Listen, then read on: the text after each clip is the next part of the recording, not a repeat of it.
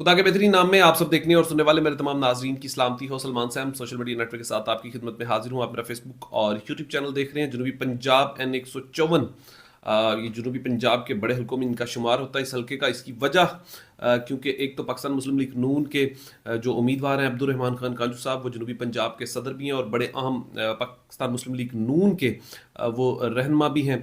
और इनके इस वक्त जो मद्दे मुकाबिल थे जिन्होंने इलेक्शन लड़ा और 8 फरवरी को वो इलेक्शन जीते, राना फराज नून साहब एक नए उम्मीदवार के तौर पर सामने आए और उन्होंने 8 फरवरी को इलेक्शन जीता। और उसके बाद जब अब्दुल रहमान खान कांजू साहब ने दोबारा गिनती की दरख्वास्त जमा करवाई और उसके ऊपर जब इम्प्लीमेंट किया गया तो वहाँ पर अब्दुल रहमान खान कांजू साहब जो थे वो तकरीबन 7,000 वोटों से वो जीत गए।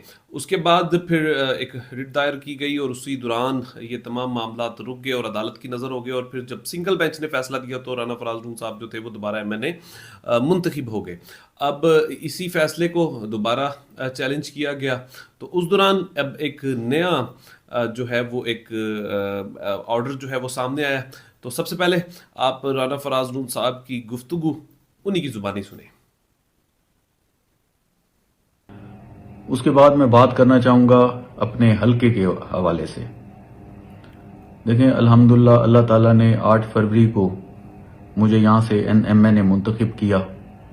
उसके बाद जो सिलसिला चला, रिकाउंटिंग जो कराई गई मेरे खिलाफ, गैर कानूनी रिकाउंटिंग, और उसके बाद जो अदालतों में सिलसिला चलता रहा, रिकाउंटिंग आपके सामने है कि हैरान कुन बात यह है कि 14,000 वोट सिर्फ और सिर्फ PTI के हिमायत याफ्ता उम्मीदवार, सिर्फ मेरे 14,000 वोट उसमें जाया किए गए और मुझे 1,35,000 से 1,20,000 कर दिया गया 20,500 वोट पे।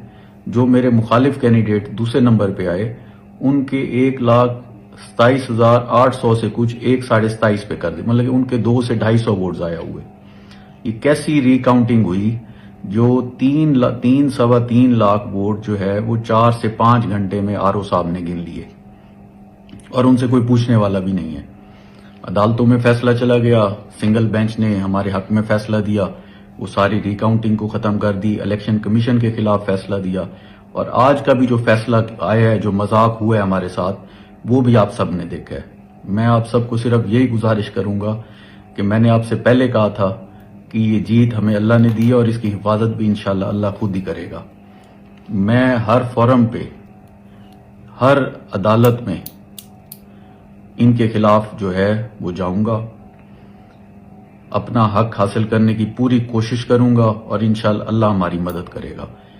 मैंने आपने राना फराज नून साहब की मुकम्मल गुफ्तगू को भी सुना और जिस तरीके के साथ वो इस हल्के की जो अब तक की पूरी सिचुएशन है, जो उनके साथ ये तमाम तरह की जो वो होने वाली अपनी जो अपने साथ होने वाली ज़्यादती जो कि वो खुद बयान कर रहे हैं, तो इसके ऊपर राना फराज नून साहब जो हैं वो बड़े स्ट्रेट फॉरवर्ड जो हैं वो इसके ऊपर स्टैंड लिया हुआ और कहा है कि मैं आखिरी वक्त तक मैं इस केस का पीछा करूंगा और हमारे साथ ये मजाक हो रहा है और कोई भी ऐसा हल्का ऐसा नहीं होता कि आप जीते हो और दोबारा आपको 14,000 वोट आपके ज़ाया कर दिए जाएं और उसके बाद आपको 7,000 वोट से जिता दिया जाए। एक बड़ा वैलिड पॉइंट है इनके ऊपर इन्होंने जो उठाया है। और इसके बाद हम कोशिश करेंगे पाकिस्तान मुस्लिम लीग नून के जो कि जनूबी पंजाब से ख़ास तौर पर इस हल्के से किसी रहनुमा को कल हम उनके साथ बात करने की कोशिश भी करेंगे और उनके जो मौक़िफ़ है उसको भी आपके सामने पेश करने की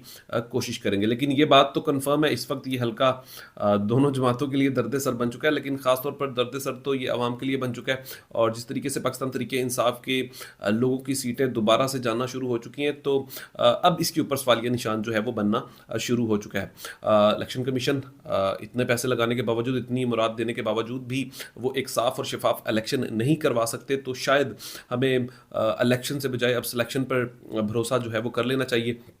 कौम के 70 अरब रुपया लगाने के बाद भी अभी तक हम रिजल्ट्स को हासिल नहीं कर पा रहे और जिस तरीके से मुल्क भर में पाकिस्तान तरीके इंसाफ को अपने साथ होने वाली ज़्यादतियों और ख़ास तौर पर धांधली पर जो खदशात हैं, अगर वो खदशात नहीं दूर कर सकते, 2018 में यही खदशात नवाज शरीफ साहब को थे और 2024 में अब यही खदशात जो हैं वो पाकिस्तान तरीके इंसाफ के तरीके इंसाफ को इसी इलेक्शन कमीशन के ऊपर है। तो अब सवालिया निशान जो है वो पूरी कारकर्दगी जो है वो इलेक्शन कमीशन साहब के ऊपर पड़ चुकी है। और आने वाले वक्त में अब देखते हैं होता है क्या, लेकिन इस वक्त एक पूरा सिस्टम जो है